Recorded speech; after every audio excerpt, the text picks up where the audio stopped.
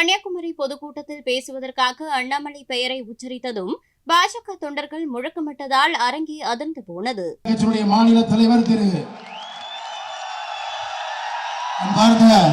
பெரியவர்களே, தாய்மார்களே, நம்முடைய பாரத பிரதமர் ஐயா நரேந்திர மோடி அவர்கள் தனக்கு மிக பிடித்தமான இந்த மண்ணிற்கு வந்திருக்கின்றார்.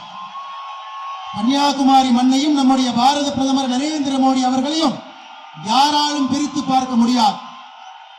இங்கிருந்து 3 கிலோமீட்டர் தூரத்தில் 1991 டிசம்பர் 11ஆம் தேதி இதே நரேந்திர மோடி இங்கிருந்து 3 கிலோமீட்டர் தூரத்தில் ஐயா டாக்டர் முரளி மனோகர் ஜோஷி அவர்களோடு இணைந்து இந்தியாவுடைய ஒற்றுமைக்காக ஏக்தா யாத்திரை, ஒற்றுமை யாத்திரை இங்கிருந்து ஆரம்பித்தார்.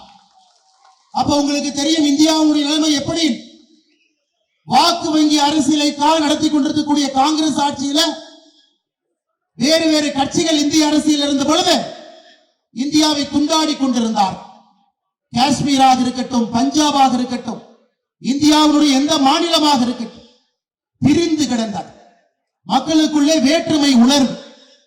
இது இங்கிருந்து 3 கிலோமீட்டர் டிசம்பர் 11ஆம் தேதி 1995 45 நாட்கள் இந்த மண்ணில் இருந்து ஆரம்பிக்கப்பட்ட ஒற்றுமை யாத்திரை, ஏக்தா யாத்திரை ஜனவரி 26ஆம் தேதி 1992 காஷ்மீரினுடைய லால் சவுக்கில் நம்முடைய மூவர்ண கொடியை ஏற்றி வைத்து நம்முடைய பாரத பிரதமர் நரேந்திர மோடி அவர்கள் சொன்னார், என்னுடைய தாயினுடைய பாலை குடித்து வளர்ந்த இந்த மனிதன் யாருக்கும் பயப்பட மாட்டான் என்று லால் சவுக்கிலே நம்முடைய மூவர்ண கொடியை ஏற்றி காண்பித்தார் அங்கிருந்த தீவிரவாதிகள். மிகப்பெரிய சொந்தம்.